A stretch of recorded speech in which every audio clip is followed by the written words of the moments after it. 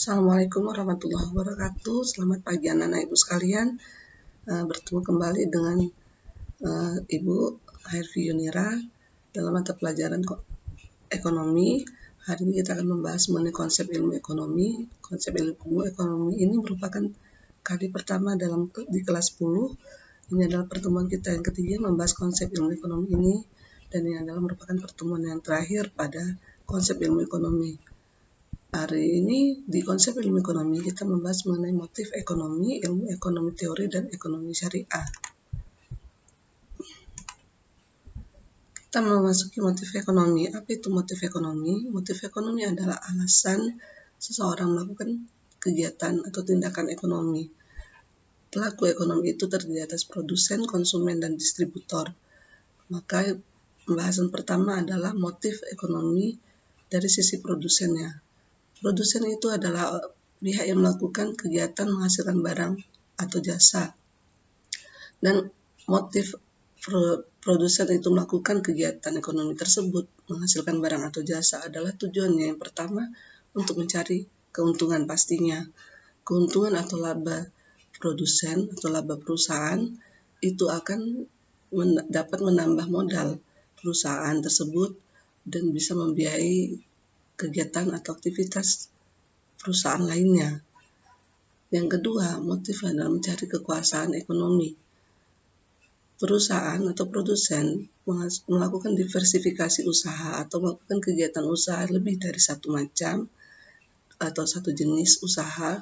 Tujuannya adalah untuk menguasai pasar, sehingga jika dapat menguasai pasar, maka akan memperoleh kekuasaan ekonomi. Yang ketiga adalah motif memperoleh penghargaan. Penghargaan akan diberikan pada perusahaan yang memiliki prestasi, sehingga perusahaan atau produsen akan berusaha untuk mendapatkan penghargaan tersebut. Itu merupakan motif ekonomi produsen lainnya. Kemudian motif yang terakhir adalah motif sosial. Walaupun ini mungkin hanya sebagian kecil saja menjadi motif alasan mengapa seorang produsen melakukan kegiatan ekonomi.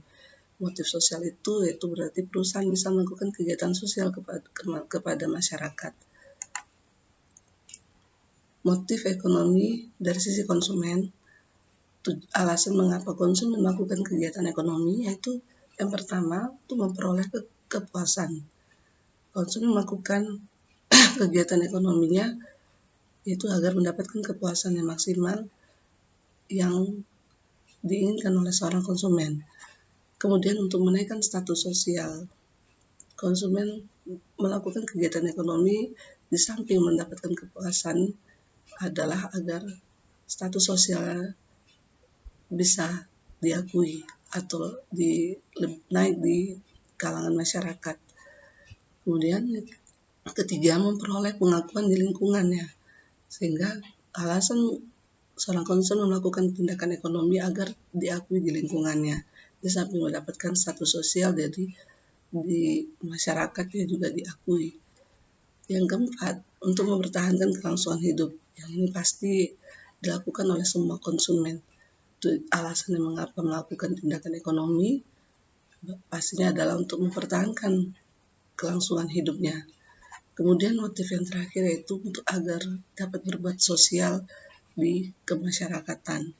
Ini merupakan motif yang terakhir bagi seorang konsumen melakukan tindakan ekonomi. Motif ekonomi dari sisi distributor. Distributor itu merupakan penyalur barang ataupun jasa.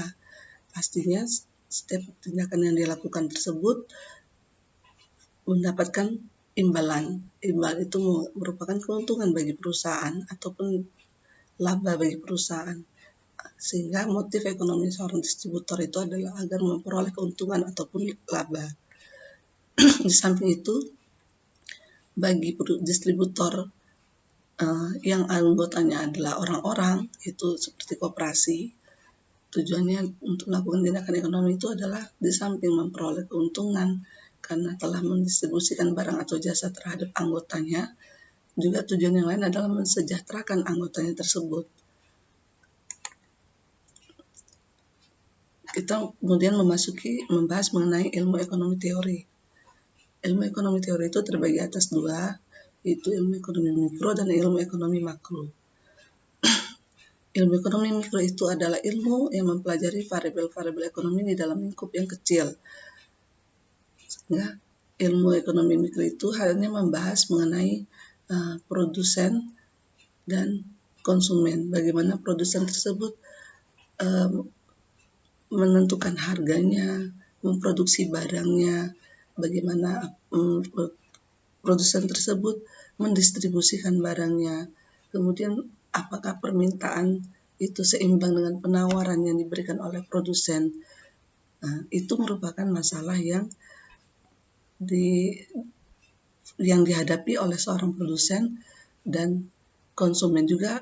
Masalah yang dihadapi adalah bagaimana mereka mengkonsumsi barang, bagaimana konsumsinya itu dapat terpenuhi dengan keterbatasan yang mereka miliki. Sehingga masalah-masalah tersebut merupakan lingkup produsen dan konsumen itu adalah ilmu ekonomi mikro. Karena lingkupnya adalah lingkup yang kecil, yaitu hanya produsen, konsumen, dan masyarakat. Kemudian ilmu ekonomi makro itu adalah ilmu ekonomi yang membahas permasalahan secara keseluruhan ataupun agregat. Pembahasan masalah ini biasanya dihadapi oleh sebuah negara, yaitu mengenai pendapatan nasional. Bagaimana pendapatan suatu negara itu apakah makin meningkat setiap tahunnya, bagaimanakah dengan kesempatan kerja yang tersedia di negara tersebut, apakah sesuai dengan kesempatan kerja tersebut sesuai dengan jumlah pekerja yang mencari pekerjaan, sehingga bagaimana pengangguran di negara tersebut, terus bagaimanakah jumlah uang yang beredar di negara tersebut, apakah lebih banyak, jika lebih banyak maka akan terjadi inflasi, bagaimana negara itu mengendalikan inflasinya, kemudian bagaimana pertumbuhan ekonomi negaranya, makin meningkat ataukah hanya jalan di tempat, terus bagaimanakah investasi yang diperoleh negara tersebut dan bagaimana neraca pembayarannya.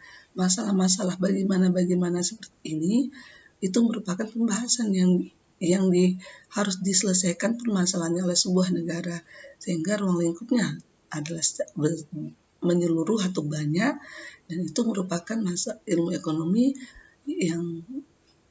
yang membahas secara makro. Itu ilmu ekonomi makro. Kemudian kita memasuki ekonomi syariah. Ekonomi syariah itu adalah ilmu yang mempelajari usaha manusia untuk mengalokasikan dan mengelola sumber daya berdasarkan prinsip-prinsip dalam nilai Al-Quran dan Sunnah. Artinya ekonomi syariah ini ekonomi yang berprinsip kepada Al-Quran dan hadis yang mengharamkan riba.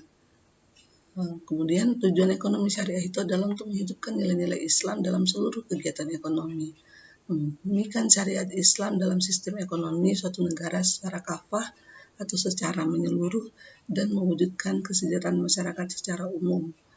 Itu merupakan tujuan dari ekonomi syariah. Sampai di sini pembahasan atau penjelasan dari Ibu, semoga dapat dipahami dan dimengerti, dan sampai jumpa kembali di pertemuan yang akan datang. Lebih dan kurang Ibu mohon maaf. Akhir dengan Assalamualaikum warahmatullahi wabarakatuh. Selamat pagi.